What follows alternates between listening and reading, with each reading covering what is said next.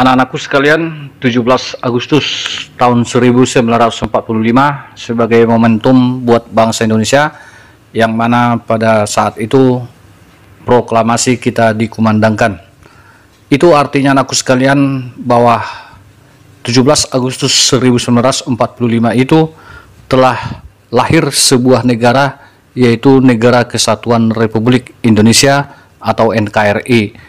Dan juga proklamasi itu sebagai puncak perjuangan bangsa Indonesia terhadap belenggu kolonial maupun imperial ataupun penjajahan di Indonesia. Namun anak-anakku sekalian, muncul pertanyaan, apakah Indonesia pada tanggal 17 Agustus tahun 1945 dapat dikatakan sebagai negara yang utuh? Nah, tentu jawabannya anakku sekalian, belum. Karena sebuah negara yang utuh itu harus memiliki syarat, baik itu syarat de facto maupun de jure. Karena sebuah negara yang utuh itu harus memiliki rakyat, memiliki wilayah, memiliki struktur pemerintahan, memiliki pengakuan dari negara lain, dan juga memiliki kelengkapan lain seperti undang-undang dasar dan juga peraturan hukum. Itulah yang menjadi syarat daripada terbentuknya sebuah negara yang utuh. Nah, lalu bagaimana kemudian prosesnya? Bagaimana tokoh-tokoh kita untuk mempersiapkan alat kelengkapan negara tersebut? Nah, tentu itu berproses, dan semua alat kelengkapan negara kita itu disusun melalui sidang PPKI, yang mana PPKI ini anakku sekalian adalah perubahan dari BPUPKI, yang mana pada saat pendudukan Jepang dibentuk BPUPKI dengan tugas mempersiapkan kelengkapan kemerdekaan Indonesia. Namun 7 Agustus itu diganti menjadi PPKI. Nah, jadi alat kelengkapan negara kita dilanjutkan pada sidang PPKI atau Panitia Persiapan Kemerdekaan Indonesia. Adapun nanti anakku sekalian, semua alat kelengkapan negara ini disusun dalam sidang PPKI secara bertahap, sehingga nanti PPKI ini melaksanakan sidang sebanyak 3 kali ya. Nah, jadi ada sidang pertama itu nanti tanggal 18 Agustus tahun 1945. Sidang yang kedua itu besok harinya tanggal 19 Agustus tahun 1945, dan juga sidang PPKI ketiga itu dilaksanakan tanggal 22 Agustus tahun 1945. Baik anakku sekalian,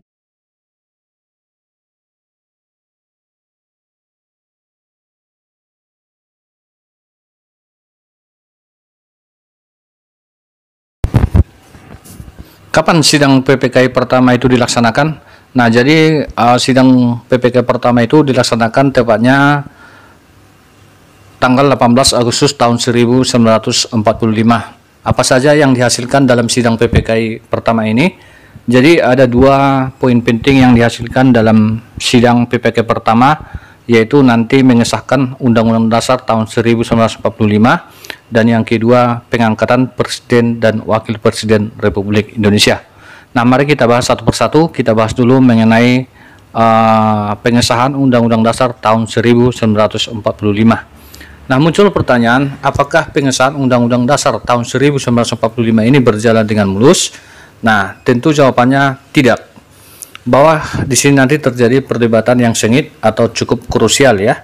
Namun perlu saya sampaikan buat anak-anak kami bahwa sebenarnya rumusan Undang-Undang Dasar kita itu sudah dirumuskan pada saat sidang BPUPKI. Hanya saja nanti ada beberapa poin atau beberapa pasal yang perlu dirubah atau diganti di dalam sidang PPKI ya. Nah, contohnya sila pertama di dalam Pancasila itu terjadi protes dari tokoh-tokoh kita yang berada di Indonesia bagian timur ya. Nah, yang mana tokoh kita dari Indonesia Timur itu pada umumnya memeluk agama Kristen, Protestan maupun Katolik ya. Nah, kita ketahui pada saat sidang BPUPKI bahwa sila pertama itu masih bertuliskan negara berdasar atas ketuhanan dengan kewajiban menjalankan syarat Islam bagi pemeluk-pemeluknya. Nah, dengan adanya perdebatan ini sebelum dilakukan nanti sidang umum PPKI secara resmi, maka terjadi lobby-lobby, terutama Muhammad Hatta itu melakukan lobby terhadap beberapa tokoh-tokoh Islam yang sangat berpengaruh pada saat itu ya. Karena tentu informasi ini anakku sekalian menjadi perhatian serius bagi Muhammad Hatta. Sampai satu malaman itu Muhammad Hatta terbayang bagaimana Republik Indonesia tanpa Indonesia bagian timur, bagaimana perjuangan yang sudah bertahun-tahun dilakukan bersama baik dari kelompok Islam, Kristen, Katolik dan juga agama yang lain. Bung Hatta dalam hatinya menegaskan Indonesia harus tetap bersatu. Bagaimana harus memecahkan persoalan tersebut dan bagaimana sidang PPKI itu berlangsung. Jadi anakku sekalian, tanggal 18 Agustus 1945 pagi-pagi sebelum sidang PPKI dimulai, Bung Hatta menemui tokoh-tokoh Islam yang cukup berpengaruh, diantaranya ada Ki Bagus Hadikusumo, ada Wahid Hasim, Mr. Kasman, kemudian Teuku Hasan. Nah, dikumpulkanlah mereka dan diajak rapat pendahuluan. Bung Hatta menyampaikan informasi yang telah diberikan oleh tokoh-tokoh dari Indonesia bagian timur tadi ya. Kemudian mereka mendiskusikannya ya. Nah, kemudian disebutlah itu dengan konsep filsafat garam ya, atau terasa tetapi tidak harus tampak. Bung Hatta dengan kedudukannya yang cukup berpengaruh berhasil meyakinkan para tokoh Islam itu. Mereka sepakat pada saat itu supaya jangan terjadi perpecahan, maka mereka rela menghilangkan kata-kata dengan kewajiban menjalankan syarat Islam bagi pemeluk-pemeluknya. Nah, maka nanti mereka sepakat agar sila pertama Pancasila itu diubah menjadi ketuhanan yang Maha Esa yang diusulkan oleh Ki Bagus Hadikusumo ya.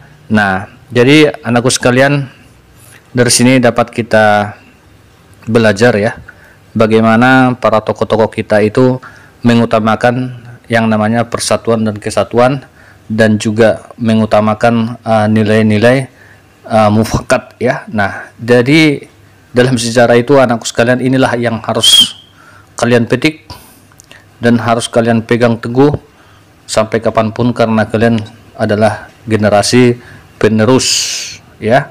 Nah, ini kalau ini dapat kalian pegang teguh, maka persatuan dan kesatuan bangsa kita akan tetap berjalan terus. Nah, kira-kira begitu anakku sekalian. Jadi setelah nanti ada lobby-lobby Muhammad Hatta dengan beberapa tokoh Islam, maka sudah ada persiapan yang akan dibawa pada sidang PPKI. Maka dilaksanakanlah sidang PPKI itu dengan berjalan baik. Namun nanti ada beberapa hal yang dirubah antara rancangan BPUPKI dengan rancangan PPKI ya. Nah, misalnya yang pertama tadi mengenai sila pertama ya, negara berdasar atas ketuhanan dengan kewajiban menjalankan syarat Islam bagi pemeluk-pemeluknya, itu diganti menjadi negara berdasar atas ketuhanan yang Maha Esa ya. Nah, contoh lain juga presiden harus beragama Islam, mengingat sebagian rakyat Indonesia beragama Islam. Nah, itu menurut rancangan BPUPKI masih, tetapi itu diubah di dalam sidang PPKI, yaitu presiden merupakan orang Indonesia asli, begitu ya nak ya.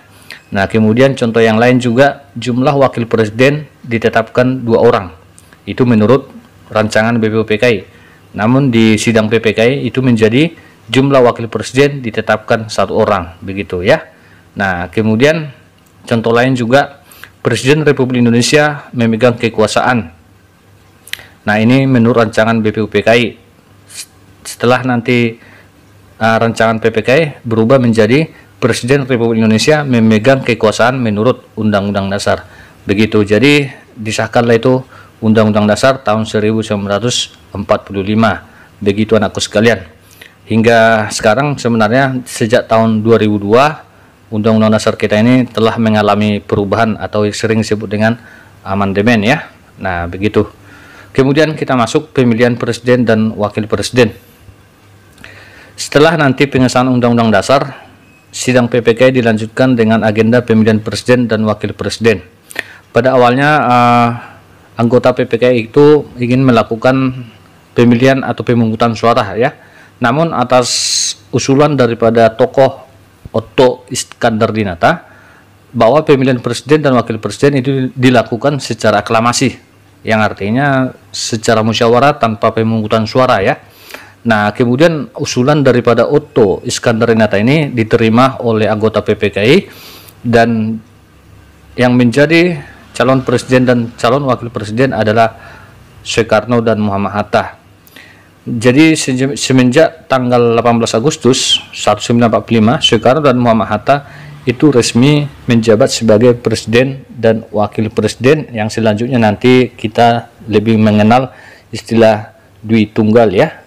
Nah, begitu anakku sekalian, itulah hasil sidang PPKI pertama 18 Agustus 1945.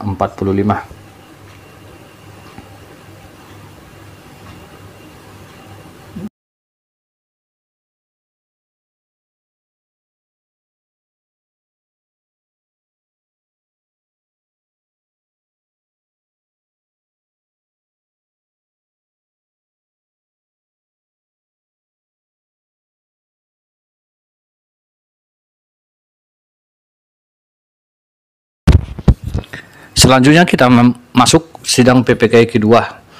Kapan dilaksanakan sidang PPKI kedua itu? Nah, jadi sidang PPKI kedua itu dilaksanakan pada tanggal 19 Agustus 1945. Nah, jadi dalam sidang PPKI kedua ini juga menghasilkan 2 poin penting.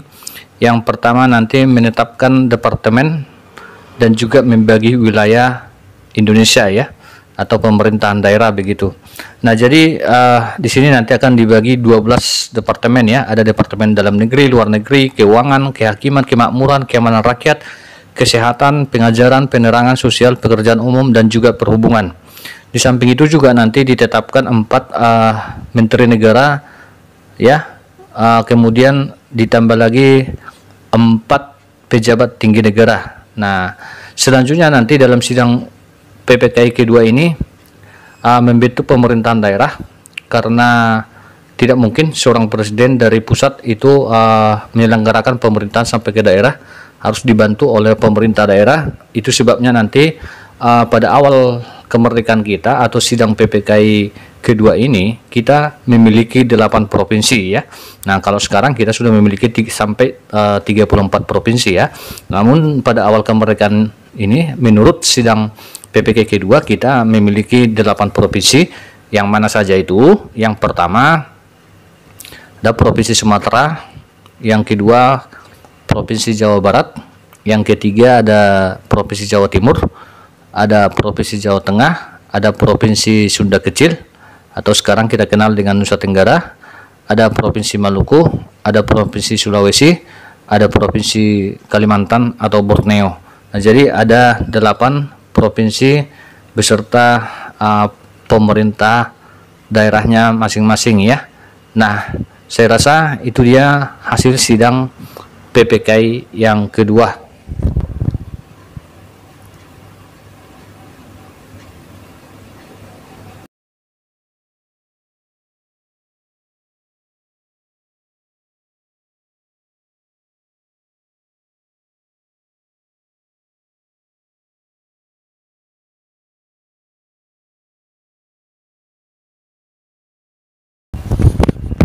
Selanjutnya kita membahas sidang PPKI yang ketiga. Kapan sih sidang PPKI ketiga itu dilaksanakan? Itu sidang PPKI ketiga dilaksanakan tepatnya pada tanggal 22 Agustus 1945. Apa saja hasilnya?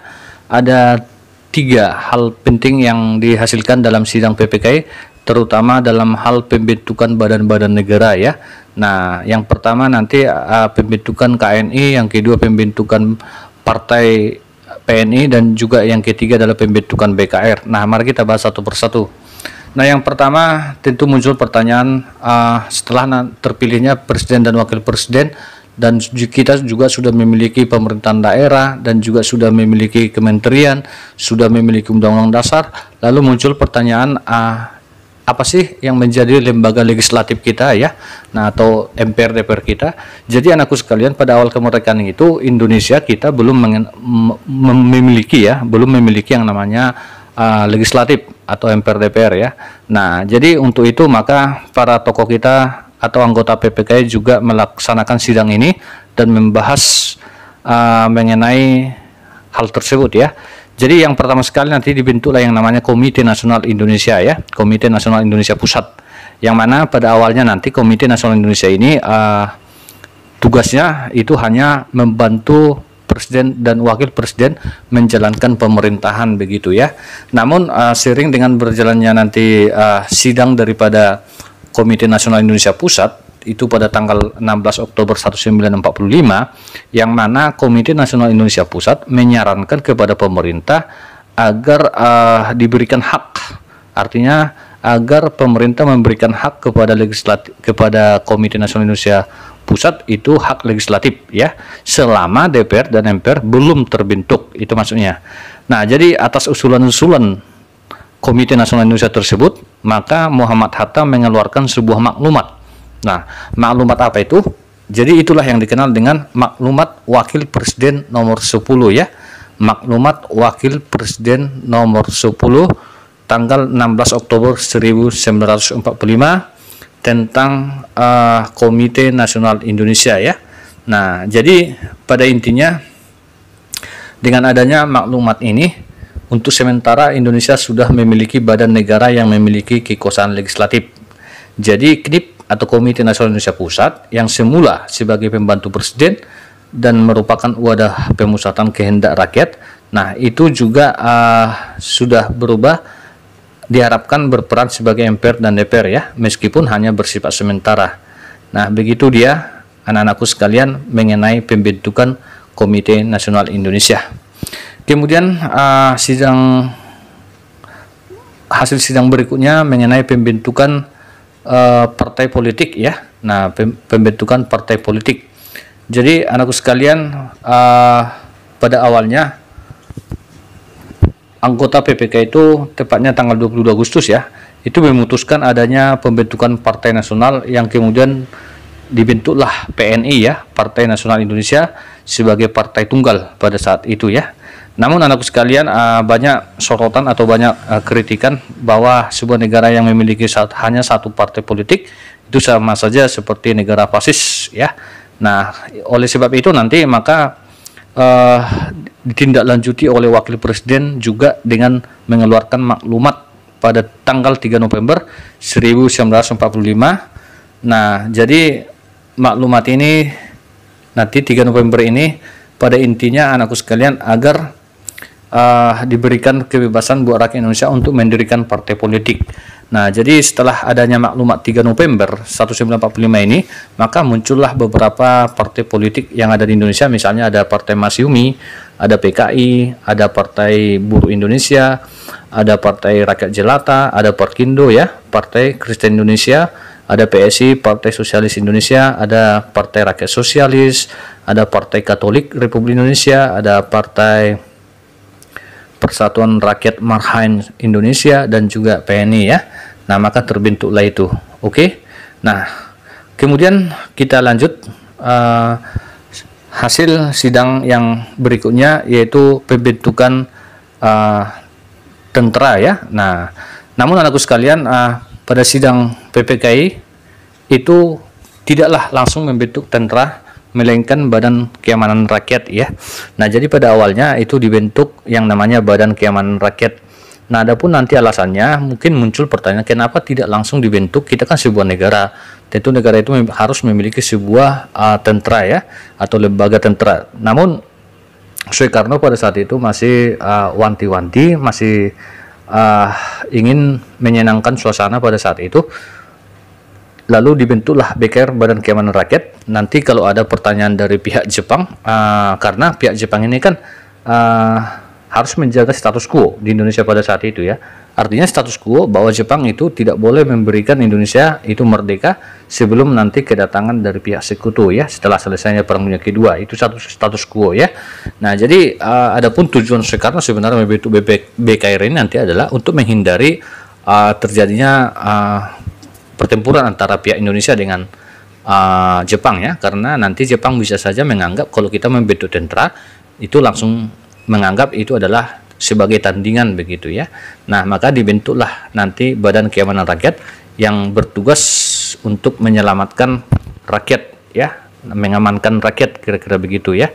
Nah, tetapi dengan perjalanan waktu kemudian nanti BKR ini dirubah menjadi TKR ya, TKR ya, BKR menjadi TKR, Tentara Keamanan Rakyat. Nah, itu tepatnya pada tanggal 5 Oktober 1945 ya. Nah, dan inilah nanti perubahan BKR menjadi TKR, inilah nanti yang menjadi momentum diperingatinya hari lahirnya Tentara Nasional Indonesia ya anakku ya. Nah, jadi perlu kalian juga ingat bahwa perubahan dari BKR menjadi TKR itu juga berdasar menurut maklumat 5 Oktober tahun 1945 ya. Nah, yang mana bunyi daripada maklumat itu begini: untuk memperkuat perasaan keamanan umum, maka diadakan suatu Tentara Keamanan Rakyat. Jakarta 5 Oktober 1945, Presiden Republik Indonesia Soekarno. Maka terbentuklah Tentara Keamanan Rakyat. Nah, dengan perkembangannya nanti terus disempurnakan, maka TKR juga berubah nama menjadi TRI ya, Tentara Republik Indonesia. Dan juga disempurnakan, itulah yang kita kenal dengan sekarang, yaitu TNI, Tentara Nasional Indonesia. Begitu anakku sekalian, itulah dia hasil sidang PPKI. Apa yang saya sampaikan ini semoga dapat kalian pahami dan semoga bermanfaat. Salam jas merah.